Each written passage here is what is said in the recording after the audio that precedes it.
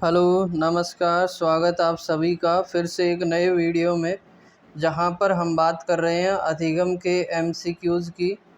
तो चलिए शुरुआत करते हैं पहले क्वेश्चन से। गेस्टाल्टवाद के प्रतिपादक हैं। गेस्टाल्टवाद की यदि हम बात करते हैं तो ये जो सिद्धांत है संज्ञानात्मक सिद्धांत के अंतर्गत आता है और इसके जो प्रतिपादक हैं वर्दीमर माने जाते हैं। तो राइट आंसर ऑप्शन ए रहेगा। स्किनर की यदि हम बात करते हैं तो इन्होंने क्रिया प्रसूत अनुबंधन सिद्धांत दिया है। पावलोव ने अनुकूलित अनुक्रिया सिद्धांत दिया है। वहीं सिगमंड फ्राइड की हम बात करते हैं तो इन्होंने मनोविश्लेषणात्मक सिद्धांत दिया है। तो यहाँ पर जो है राइट आंसर गेस्टाल्टवाद के लिए वर्दीमर रहेगा। नेक्स्ट, निम्नलिखित में से कौन पियाजे के अनुसार बुद्धि का निर्धारक तत्व नहीं है? अनुभव, सामाजिक संचरण, संतुलीकरण या इनमें से कोई नहीं? तो राइट आंसर यहाँ पर ऑप्शन बी रहेगा, सामाजिक संचरण। सामाजिक से संबंधित जो भी बात करते हैं वाइगोत्स्की करते हैं, इन्होंने सामाजिक निर्मितवाद दिया है जिसमें इन्होंने संस्कृति, भाषा और समाज पर बल दिया है। वहीं अनुभव और संतुलीकरण की जो बात करते हैं पियाजे करते हैं। तो यहाँ पर राइट आंसर ऑप्शन बी रहेगा।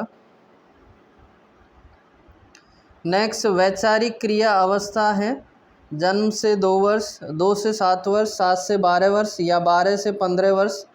तो यहाँ पर राइट आंसर ऑप्शन सी रहेगा, 7 से 12 वर्ष तक। यानी कि बाल्यावस्था को हम वैचारिक क्रिया अवस्था के अंतर्गत रखते हैं। यानी कि इसमें जब भी हम इस अवस्था के बालक को कहीं बाहर भेजते हैं या कहीं खेलने भेजते हैं, पढ़ने के लिए भेजते हैं, तो उसे भेजने से पहले हमें एक तरीके से विचार करना पड़ता है कि वो कैसे रहेगा, कैसे खेलेगा या कैसे उसकी संगत रहेगी। तो इस प्रकार से ये एक वैचारिक क्रियावस्था मानी जाती है, बाल्यावस्था। नेक्स्ट, पियाजे के अनुसार विकास की पहली अवस्था जन्म से 2 वर्ष की आयु के दौरान बच्चा सबसे बेहतर सीखता है। भाषा के नए अर्जित ज्ञान के अनुप्रयोग से, अमूर्त तरीके से चिंतन द्वारा या इंद्रियों के द्वारा या फिर शब्दों के द्वारा।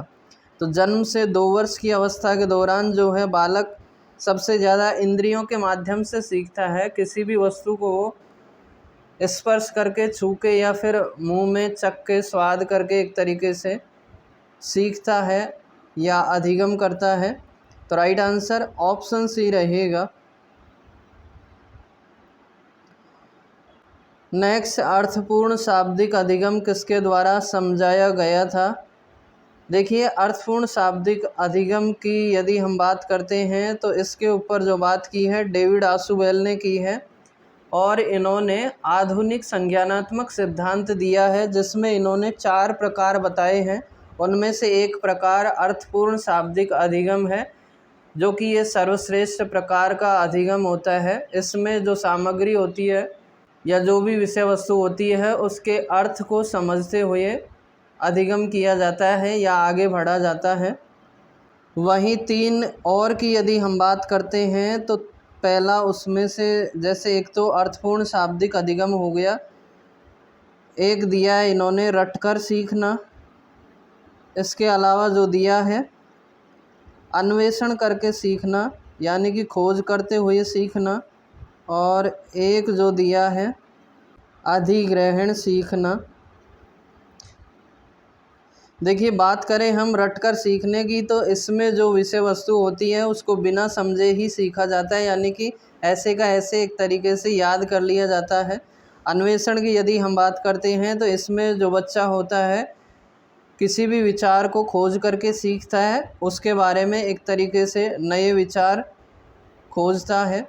अधिग्रहण की यदि हम बात करते हैं तो इसमें जो बच्चा है किसी भी विषय वस्तु को लिखकर या बोलकर सीखता है। वहीं अर्थपूर्ण शाब्दिक अधिगम में एक तरीके से अर्थ को समझते हुए आगे बढ़ता है।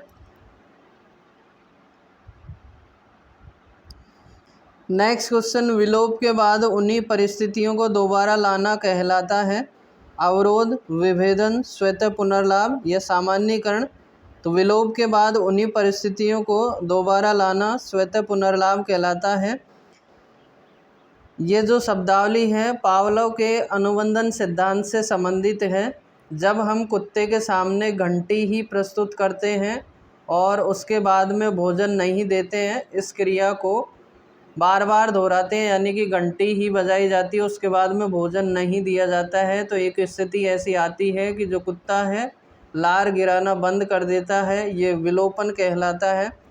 इसके कुछ समय बाद, यानी कि महीने 2 महीने या कुछ दिनों के बाद में फिर से घंटी बजाई जाती है, तो कुत्ता फिर से लार गिरा देता है।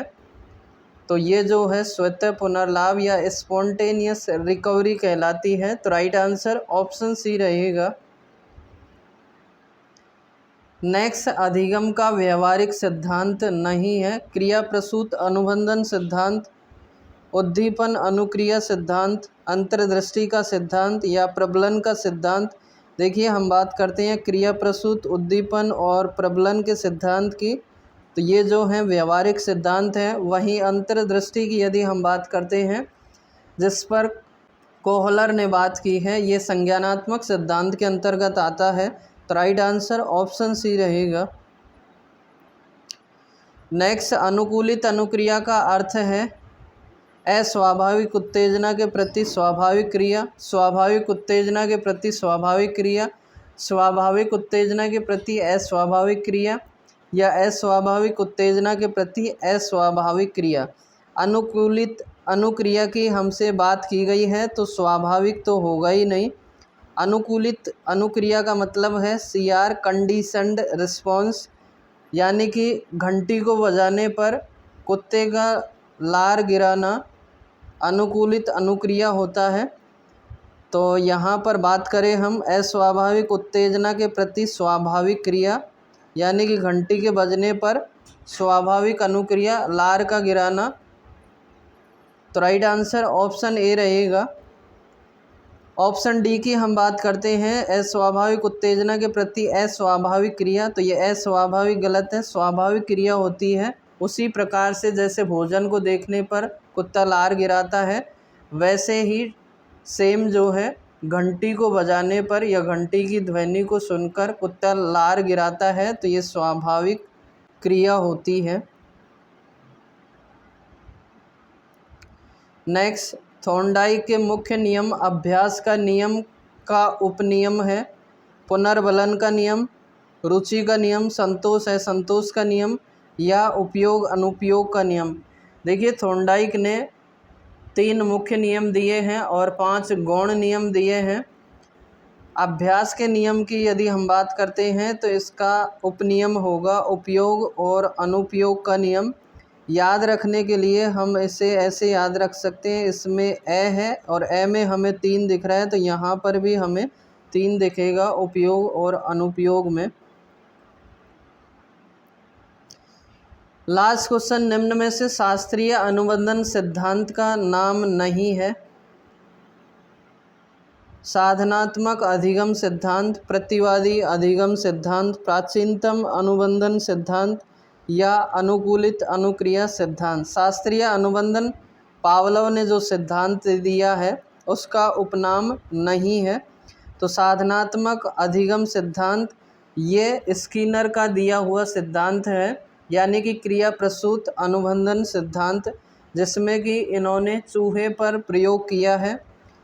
वहीं प्रतिवादी अधिगम सिद्धांत, प्राचीनतम अनुबंधन सिद्धांत और अनुकूलित अनुक्रिया सिद्धांत ये पावलोव के शास्त्रीय अनुबंधन सिद्धांत के उपनाम है, यानी कि अनुकूलित अनुक्रिया सिद्धांत के उपनाम। तो चलिए मिलते हैं फिर से नेक्स्ट वीडियो में, तब तक के लिए पढ़ते रहिए, मस्त रहिए। धन्यवाद। जय हिंद, जय भारत।